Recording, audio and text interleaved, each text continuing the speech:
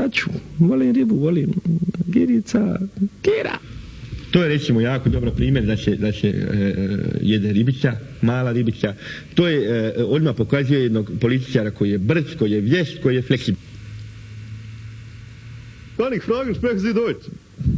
Ja, gerne. Also, dann sagen Sie bitte ein Rezept auf Deutsch, so schnell, wenn Sie wissen, so ein bisschen. Wie soll ich sagen? Also Deutsch spreche ich gerne und ich habe auch ein Rezept.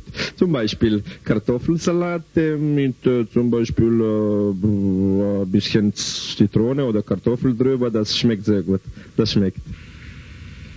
Kod ovog primjera sam naravno tu ništa nisam razumio, ali mislim da se radi, koliko ja razumijem strane jezike, da se radi o jednoj prekrasnoj salati, što je isto to je krumpir salata koja je vrlo jednostavno pripremljena sa nekoliko kapi citrone, što daje isto posebnu snagu. Ja bi to osobno isto preporučio, naročito u pauzama sjednica sabora, jer se čovjek ne može opterećiti za puno hrane, jer se ne može ipak odojiti, ne znam šta je, nek se malo uđi se napravi. Vrlo je dobar jed.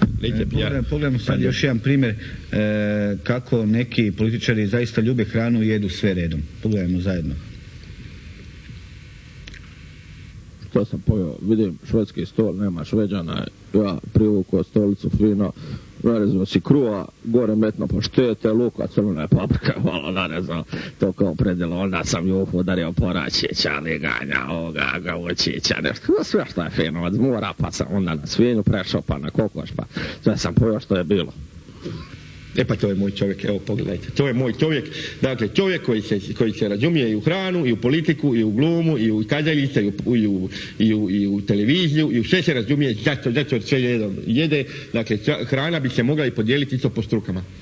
Točno se vidi da glumci, oni malo jedu, oni jedu blesave, lošu hranu i tako dalje, zato su glumci. Isto tako, čovjek na tokarskom stroju, on ujutro pojede gulaš i tako dalje. Dakle, vidi se točno po strukturama kako sve čovjek jede. Kad čovjek ovako sve jede, kad se ubije od hrane, to se zna onda da je širokih nadzora. Vrlo znakovit primjer jednog uvaženog političara koji odbija jesti i stajati u redu. Ma dajte da ga vidimo. Socijalni bunt. Dajte da ga pogledam ja. Ne zanima me to. Tako da ja zapravo u redu nisam uopće. Nismo zato jeli gusku. Sad nije red da popustim.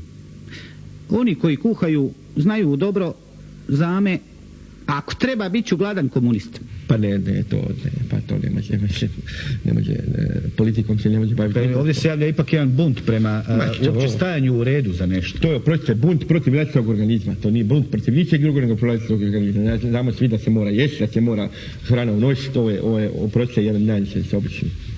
Dobro. Eto, to bi bilo sve za večeras, ja se zahvaljujem. Zbog velikog noša, ti imaš veliku pušku, kažu mi žene, bez obzira što je velik, ja sam Bog.